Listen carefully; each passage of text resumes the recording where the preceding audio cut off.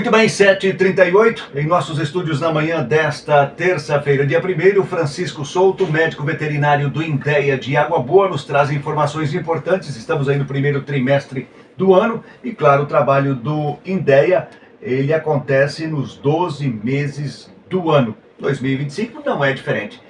Francisco Souto, prazer em recebê-lo. Bom dia. Bom dia, Ginei. Bom dia, rádio ouvintes da Liberdade FM. É um prazer mais uma vez estar aqui conversando contigo, né, trazendo as novidades, né, as atualidades do Estado, de como se encontra, né, e é sempre um prazer vir aqui. Muito obrigado pela oportunidade. Muito bem, eu começo abordando a questão da aftosa. Mato Grosso, estado livre da vacinação de febre aftosa, um marco, um passo extremamente importante e, evidentemente, não deixa de ser um novo momento. Sim, Ginei, com certeza, é um novo momento. É algo que a gente trabalhou muitos anos para isso, né? E com certeza chegamos a essa situação. Para falar de Mato Grosso livre de febre aftosa, para estarmos hoje colhendo esses frutos, a necessidade que a gente entre aqui na máquina do tempo aqui da Rádio Liberdade, né? E volte lá nos anos 80, com a criação do Estado de Mato Grosso, houve a necessidade de estruturação dos órgãos essenciais para o Estado e o INDEA foi um deles, né? E esses dias a gente fazendo uma retrospectiva da instituição, você imagine como que foi difícil para aqueles primeiros funcionários que entraram no INDEA saírem a campo, cadastrando as propriedades, divulgando as informações para os produtores, né? Hoje a gente anda de caminhoneta com ar-condicionado e Fiat e estradas excelentes, né? A estrutura hoje é completamente diferente. Totalmente. Naquela época lá eles andavam de Jeep e Fusca. Jeep e Fusca, lembro-me bem. Aí você imagina os acessos, né, as estradas como eram naquele tempo, como que era o deslocamento desses servidores. Então esses servidores... Sem contar o efetivo, que era pequeno. Com certeza, com certeza. Então você imagina, né, andar nas regiões de São Félix do Araguaia naquela época nesses veículos, né? Então esses servidores foram verdadeiros heróis e a gente deve muito a eles. Então indo ali para a década de 90, houve a estruturação já naqueles primeiros tempos, começou-se a vacinar contra a febre aftosa e na década de 90 foi o grande up, né? Com o governo Dante Martins de Oliveira. Ele tinha como objetivo realmente acabar com a febre aftosa, estruturou o órgão. Tinha o presidente do INDEA, era o Dr. Enio Arruda, que era servidor de carreira do Ministério da Agricultura. Houve uma aproximação muito grande do governo estadual com o governo federal, estruturou-se o órgão e as coisas começaram a fluir. Em 4, 5 anos vieram, né, depois de iniciado o governo Dante, acabou-se, né, findou-se a aftosa no estado de Mato Grosso, né? Foi o último foco de febre aftosa, foi no ano de 1996, em fevereiro. Fevereiro de 96. Fevereiro de 96. Para você ter uma ideia, eu sou servidor do INDEA há 29 anos, completo agora dia 22 de abril. Eu entrei em abril de 96, não vi mais febre aftosa no estado de Mato Grosso, né? E pretendo não ver mais.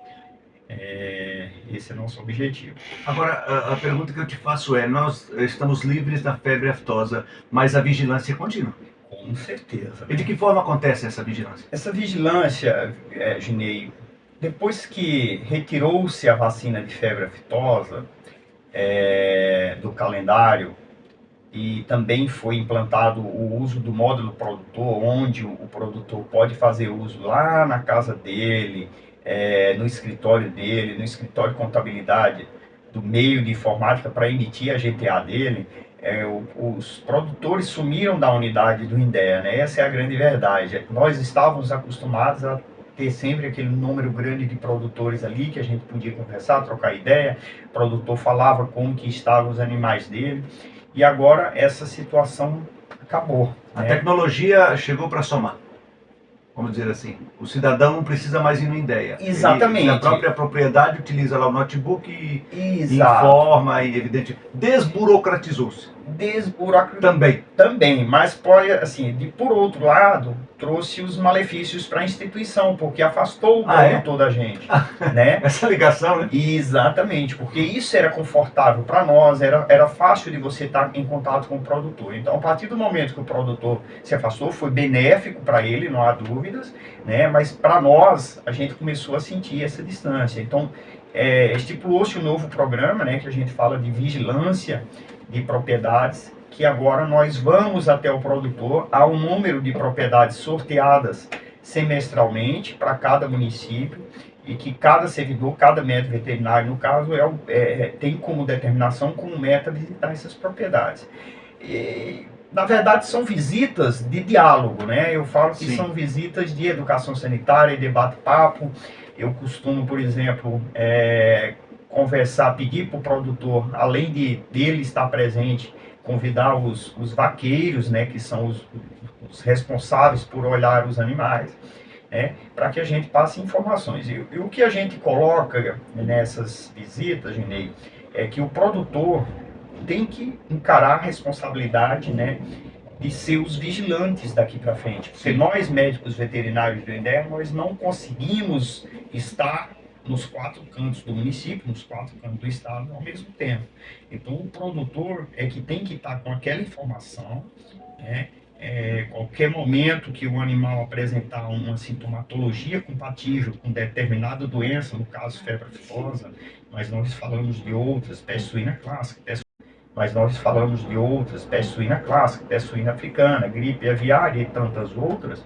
Então, o produtor de imediato tem que convidar, né, ou convocar, na verdade não é um convite, é uma convocação do servidor do INDEA ir até a propriedade dele, examinar o animal e, se possível, coletar material, mandar para o laboratório para que se chegue, ou pelo menos tente chegar a um diagnóstico, né, para dar a resposta para o produtor. Então, esse é o novo momento que nós estamos vivendo, de vigilância veterinária, onde o INDEA faz a parte dele e o produtor é convocado, né? Inclusive nessas nossas visitas, a gente leva figuras, fotos, vídeos de enfermidades para que o produtor e os funcionários que estão na lida do gato possam ficar familiarizados com aquele sintoma e numa eventual possibilidade, né, nos convoque à propriedade. E a gente, assim, nós estamos com 29 anos sem febre aftosa, Ginei, mas você está acompanhando recentemente aí na imprensa, Alemanha, Hungria, Eslováquia, né? Sim. A Eslováquia, por exemplo, 64 anos sem febre aftosa, né? E recentemente entrou.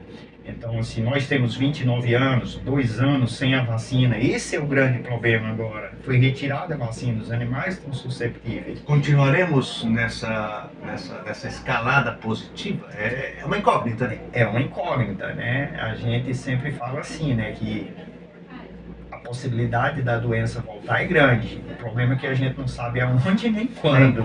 E nem como, né? Nem quando, exatamente, nem como que viria. Então, o produtor é o vigilante, né? A responsabilidade é do produtor, o vaqueiro é responsável, e a gente sempre fala, vaqueiro, tratador do gado, qualquer sintoma, a primeira pessoa que tem que ser informada é o produtor, né? É o patrão dele, olha, está acontecendo isso, né? E hoje, com a tecnologia a favor, por exemplo, ontem eu estava aqui numa produtora lá de Gaúcha do Norte mandando vídeos de um animal doente, né, e pedindo ajuda, auxílio do INDEA. E, inclusive, foi resultado de uma vigilância que fizemos esses dias, né, e nos colocamos, mostrando para ela como que é o novo momento da instituição, do nosso programa, e já deu o fruto. O animal desceu, a produtora nos ligou, olha, você passou aqui, falou disso, e estou te mandando um vídeo aí, tem como vocês virem até a propriedade. Isso é muito gratificante, entendeu? Quer dizer, é uma parceria que dá resultado. Parceria que dá resultado, né? Correto. 7h47, claro que eu não vou deixar de perguntar, falamos aí da questão do Estado Livre de Febre Aftosa, mas para concluirmos nossa entrevista, a questão das obrigatoriedades ainda existem, entre elas a brucelose, o estoque de rebanho, questão da marca. Gostaria que você abordasse esses assuntos também, porque são assuntos que são pertinentes a uma continuidade das ações. Exato, com certeza. Ginei, primeiro assim, em relação ao município de Água Boa, hoje eu falo basicamente para o município de Água Boa, mas eu tenho certeza que com a tecnologia você é ouvido em vários outros municípios, mas em relação ao município de Água Boa é só agradecimento, né? Todas as vezes que a gente procura os produtores, as instituições, a gente tem o retorno. Em relação à marca, por exemplo, nós atingimos os nossos 100% sem nenhum auto de infração. Esse é o nosso grande objetivo. Sim. Diminuir a aplicação de multas, né? As multas existiram e provavelmente vão continuar existindo para casos onde realmente não há possibilidade de ser evitada, né? Para aqueles produtores que infelizmente não aderem à situação. Mas a marca, por exemplo, 100%. É claro que todo cadastro novo que vai sendo aberto, o produtor tem que ir atualizando, mas 100% a gente agradece muito. Em relação à brucelose, é a única vacina obrigatória hoje para bezerras de 3 a 8 meses. Sempre que o produtor tiver, essa bezerra pode ser vacinada com a B19, né? E o produtor pode fazer uso de uma outra vacina chamada RB51 para fazer uma segunda dose de reforço. Veja bem, produtor, a B19, que é aquela vacina que você usa, que carimba do lado esquerdo da cara com o último número do ano, por exemplo, 2025 vai carimbar com um 5, você só pode fazer uma única vez. A bezerra é vacinada na idade de 3 a 8. Mas existe uma outra vacina disponível no mercado, com o nome de RB51, que você pode fazer uso como reforço para aquelas bezerras que foram vacinadas com a B19. E que momento você faz essa vacina? Quando a bezerra mais ou menos está no sobreano, em 6 meses depois da primeira vacina. E isso vai aumentar a proteção da bezerra, vai sair de um índice de proteção de mais ou menos 70% para 90%, 92%. Isso só melhora e dá resultado no rebanho do produtor, né? E por último, Genei, complementando sua pergunta, vamos falar da campanha de regularização de estoque, que começa no dia 1º de maio, né? É obrigatório, maio e novembro, todo maio e todo novembro o produtor tem que fazer a regularização de estoque de todas as espécies animais, gente, do gado, da tropa, né, que inclui burros, jumentos e cavalos, dos porcos, dos carneiros, dos cabritos e das aves. Nós precisamos ter esse estoque atualizado para no dia que ocorrer uma doença, uma determinada doença, a gente ter condições de trabalhar com os números mais fiéis possíveis na contenção de determinada doença. Como eu falei ali há pouco, nós não sabemos quando vai ocorrer, se vai ocorrer, né? Mas se ocorrer, nós temos que estar preparados e esses números atualizados é imprescindível para nós. E já convoco os produtores, a partir de 1º de maio, daqui a 30 dias, comparecer no INDEA ou fazer uso do módulo produtor para atualizar seus estoques. O objetivo sempre é 0% de multa, né?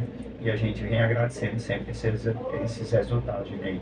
Médico veterinário do INDEA, Francisco Souto. Quanto tempo de profissão, Souto? Rapidamente, para encerrarmos a entrevista, curiosidade à parte. Eu conheço o Souto, eu Souto do INDEA. Assim, quanto tempo de profissão ligado ao INDEA? Pois é, são 29 anos 29 anos de médico veterinário, né? Formei em janeiro de 96, fiz o concurso do INDEA em fevereiro de 96 e assumi em abril de 96. Olha só. Então fiz 29 anos agora em janeiro. É uma história. E 21 anos de Água Boa agora em maio.